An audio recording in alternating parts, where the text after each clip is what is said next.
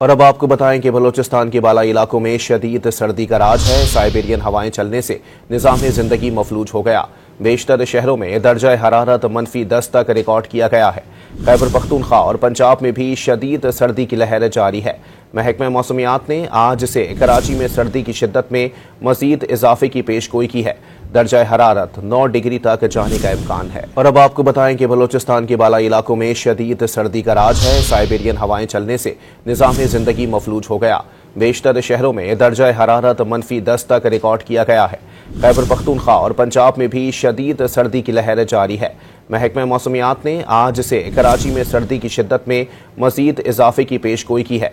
दर्जा हरारत 9 डिग्री तक जाने का इम्कान है।